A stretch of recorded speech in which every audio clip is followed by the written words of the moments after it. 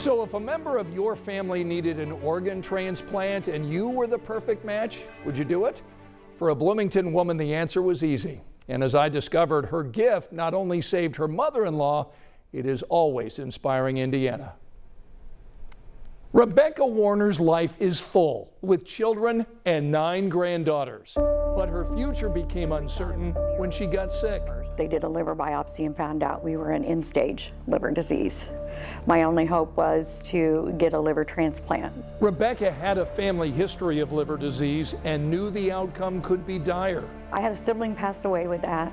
My mother passed away with that, and I had another sibling that also had it. Rebecca's best option was to find a willing donor with a compatible blood type. Yet she needed it because every day it was very difficult for her with fatigue and weakness, and quality of life was really compromised. Several family members offered to donate their liver, but the perfect match was Rebecca's daughter-in-law, Caitlin. I had been praying and thinking about it a lot, and just came to the conclusion that I was her donor. I've got to save her life.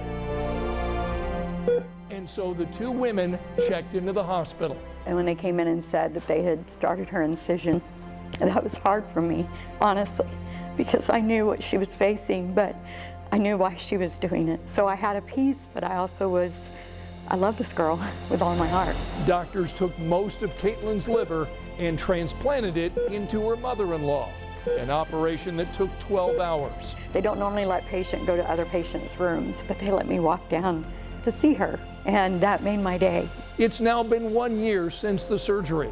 Caitlin's liver has regenerated and is back to 100%. She's training for next year's mini marathon.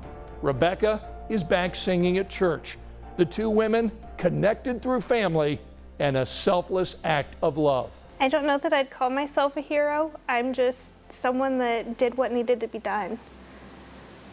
She needed her life saved, and I did all that I could to save her life. I will never be able to tell her thank you enough times in my life to be able to tell her that she changed my life.